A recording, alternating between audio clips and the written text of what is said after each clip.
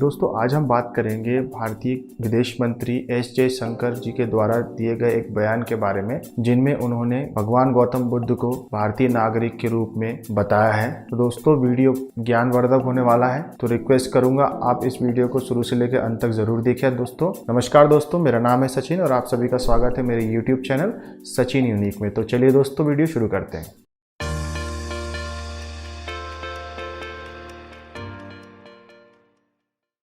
तो दोस्तों जैसा कि मैंने बताया आपको, भारत के विदेश मंत्री एस जयशंकर जी ने गौतम बुद्ध को भारतीय नागरिक के रूप में बताया, जो कि तथ्यिक रूप से देखा जाए तो काफी गलत है।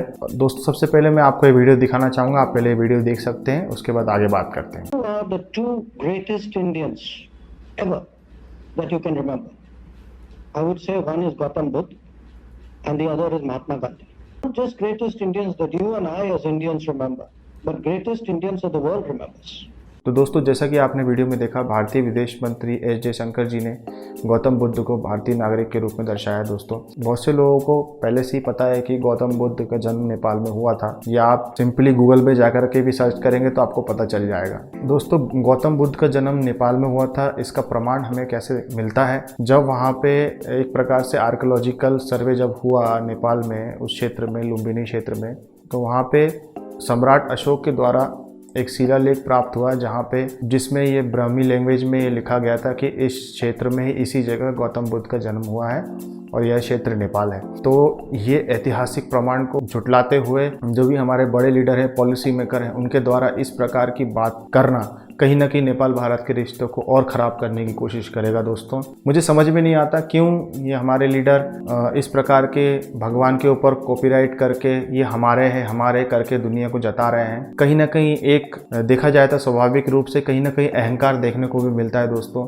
ऐसा नहीं होना चाहिए। क्यों पता नहीं किस रास्ते हमारे लीडरशिप जा रही है, इस पे कैलकुलेशन करना काफ़ी मुश्किल है। दोस्तों एक वीडियो और मैं आपको दिखाऊंगा, जब भारत के प्रधानमंत्री नरेंद्र मोदी जी ने नेपाल में आकर के यह कहा था कि गौतम बुद्ध का जन्म नेपाल में हुआ था, और लोग काफ़ी प्रभावित भी हुए थे। उनको बहुत खुशी हुई थी कि नहीं, भारत में एक ऐसा प्रधानमंत्री आया है जो नेपाल के साथ अच्छे रिश्ते कायम करेगा। दोस्तों ये वीडियो देख सकते हैं आप, ये इस प्रकार है। प्यारे देशवासियों, बुद्ध पूर्णिमा प्रत्येक भारतीय के लिए एक विशेष दिवस है।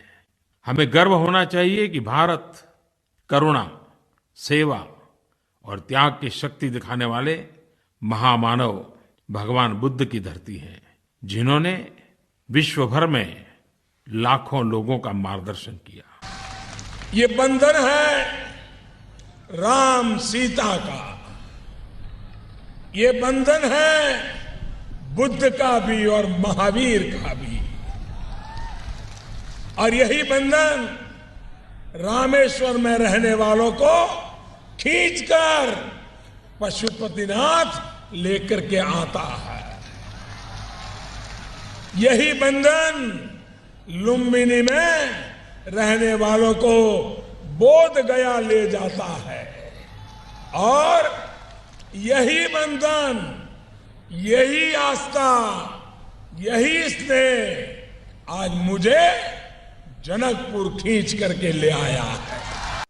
शांति दूतों के सम्मान का ये अवसर है। गांधी और बुद्ध की भूमि को उसका हक देने का। नेपाल, जहां से जन्मे हुए बुद्ध ने मन के अंधेरे को दूर किया था,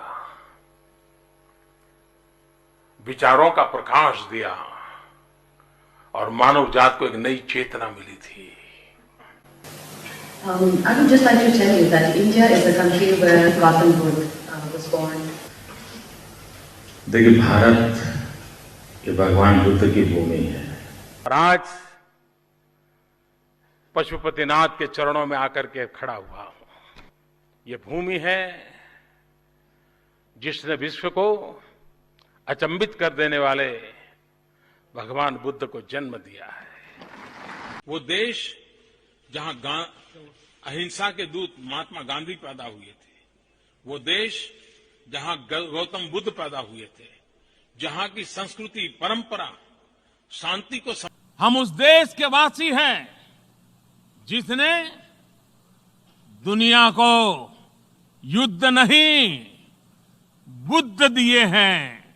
तो दोस्तों, जैसा कि आपने वीडियो देखा कि माननीय प्रधानमंत्री नरेंद्र मोदी जी ने भी इस प्रकार की बातें कही हैं कि जो फैक्ट है कि गौतम बुद्ध का जन्म नेपाल में हुआ, और काफ़ी लोग प्रभावित भी हुए थे। नेपाल की संसद में काफ़ी उनकी प्रशंसा भी हुई थी कि नहीं, कोई लीडर एक ऐसा आया है जो नेपाल को अच्छी तरीके से भारत के साथ संबंध में रखना चाहता है। तो कहने का अर्थ ये है कि दोस्तों कि उस समय से लेकर के आज के समय में हमारे लीडर इस प्रकार की बातें क्यों कर रहे हैं, इसमें क्या उतार चढ़ाव ऐसा आ रहा है, उनकी क्या मानसिकता लोगों को समझ में आ रही है, और कहीं ना कहीं ये चीज़ें दोनों देशों के रिश्ते को ख़राब ही करेंगे।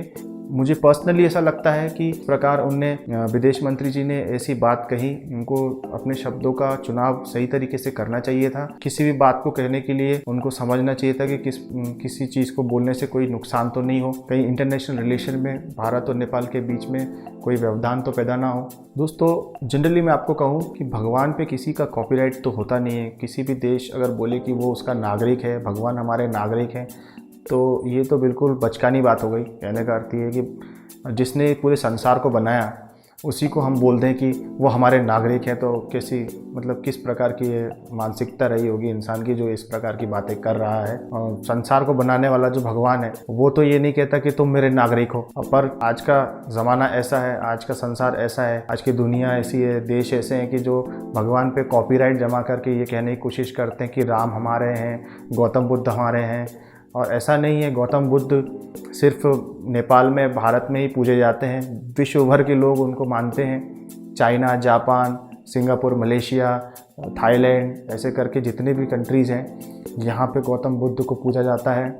और सिर्फ भारत, नेपाल ही नहीं, श्रीलंका में भी इनको पूजा जाता है। तो कुल मिला देकर के ये कहना कि गौतम बुद्ध भारतीय नागरिक हैं, ये बिल्कुल गलत है। और वो भी फैक्ट के आधार पे नहीं कह रहे हैं, ये भी गलत है। लोगों को भी अब लग रहा होगा कि नहीं, गौतम बुद्ध का जन्म नेपाल में हुआ है तो ये भारतीय नागरिक क्यों बता रहे हैं। दोस्तों, ये एक तरीके से देखा जाए तो अगर इसके पीछे बैकग्राउंड की बात करें तो गौतम बुद्ध का जन्म भले नेपाल में हुआ हो, पर उनने एक जीवन का जो संघर्ष किया और जीवन में जो भी अपने मार्ग बनाए वो भारत और नेपाल के बीच में ही होते हुए जाते हैं।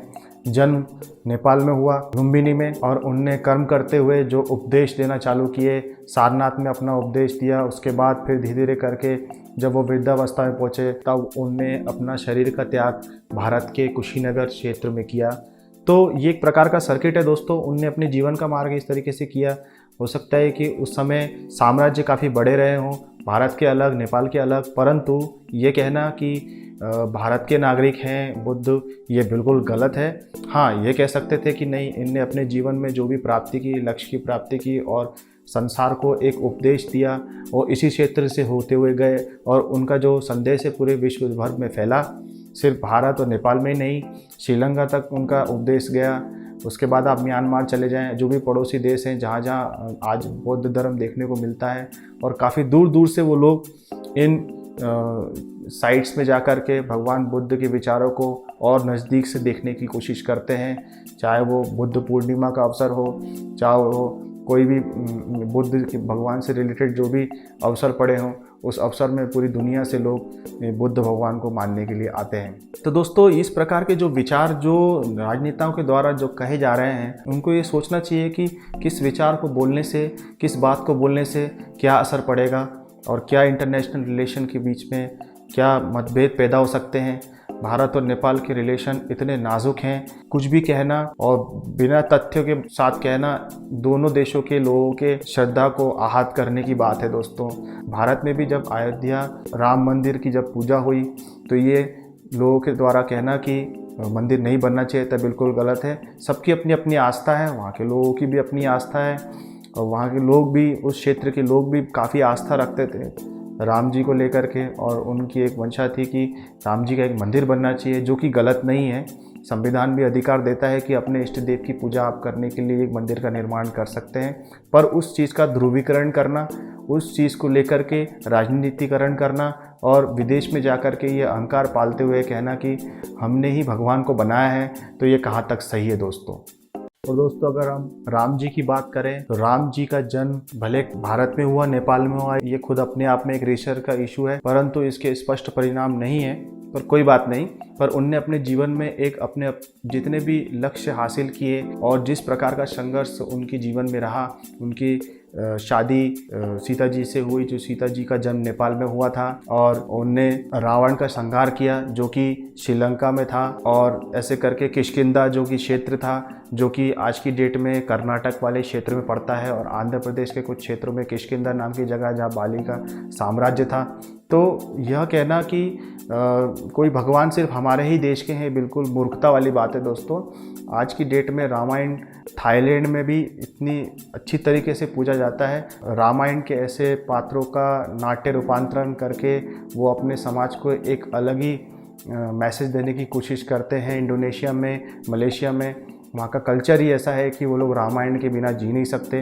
परंतु इंडोनेशिया में अगर आप जाएं तो आपको देखने को मिलेगा कि सबसे ज़्यादा धर्म मानने वाला जो देश है इस्लाम, वो इंडोनेशिया है। इंडोनेशिया में बहुत सारे लोग जितने भी मेजॉरिटी में रहते हैं वो सब इस्लाम धर्म को मानते हैं, परंतु उनके कल्चर में, उनके इतिहास में कहीं ना कहीं रामायण बसा हुआ है। इस वजह से वो उस चीज़ को प्रमोट भी करने की कोशिश करते हैं, और इनके चिन्ह आपको कई जगहों में देखने को मिल जाएंगे। जैसे कि उनकी करेंसी में आपको गणेश जी की फ़ोटो मिल जाएगी। तो मानते तो वो हिंदू धर्म नहीं है, परंतु उनका एक विरासत है, उनका जो कहीं हिस्ट्री है जो उसको विरासत के रूप में मानते हैं और इसको प्रमोट भी करते हैं, पर उसको अपना कॉपीराइट तो नहीं देते ना। तो कहने का अर्थ है कि इन सब देशों से सीखना चाहिए, हमें भी समझना चाहिए कि नहीं, भगवान पे किसी चीज़ का कॉपीराइट, किसी भी व्यक्ति का कॉपीराइट नहीं होता। जिसने इस पूरे ब्रह्मांड को बनाया, क्या हम उस पर कॉपीराइट जता सकते हैं? तो दोस्तों मैं यही कहना चाहता हूँ कि कोई भी देश भगवान को लेकर के उनके ऊपर राजनीति ना करे, चाहे वो नेपाल हो, चाहे भारत हो, या दुनिया का कोई सा भी देश हो। कभी भी धर्म को पॉलिटिक्स से नहीं जोड़ना चाहिए। धर्म का अगर पॉलिटिक्स से अगर जुड़ाव होगा तो उससे समाज का विनाश ही होता है। इस चीज़ को समझना बहुत ज़रूरी है। और मुझे समझ में नहीं आता कि जितने भी बड़े बड़े पॉलिसी मेकर हैं वो सब इतनी बड़ी बड़ी ब्लंडर गलतियां क्यों कर देते हैं। ऐसी बातों का उच्चारण करके रिश्तों को ख़राब करने की कोशिश क्यों करते हैं। क्या वो लोगों को ये बताना चाहते हैं कि हम पावरफुल हैं, हमारे पास ही सब कुछ है? ये कहना बिल्कुल गलत है। ऐसी टिप्पणियों का उपयोग नहीं करना चाहिए, नेपाल के द्वारा भी नहीं करना चाहिए और भारत के द्वारा भी नहीं करना चाहिए। मैं यहाँ पे किसी देश को सपोर्ट नहीं करूँगा दोस्तों। ये समाज निर्माण की बात है। समाज निर्माण में भगवान सबके हैं, चाहे अमीर हो चाहे गरीब हो, सबके भगवान हैं। और चाहे कोई भी धर्म का हो, भगवान अगर माने अच्छे से तो वो कोई भी धर्म का व्यक्ति उसे मान सकता है। आस्था की बात है, आस्था सबकी होती है। तो दोस्तों आप सभी को यह वीडियो कैसा लगा प्लीज़ कमेंट में लिख के जरूर बताइएगा। और अगर आपको और जानकारी प्राप्त करनी हो, मुझसे बात करनी हो, तो मुझे इंस्टाग्राम पे फॉलो जरूर कीजिएगा। वहाँ पे मैं हमेशा एक्टिव रहता हूँ। अगर आप मेरे चैनल पे नए हैं तो प्लीज़ सब्सक्राइब करके बेल आइकन पर क्लिक करना ना भूलिएगा दोस्तों। फिर मिलूंगा नए वीडियो के साथ, तब तक के लिए दोस्तों अलविदा।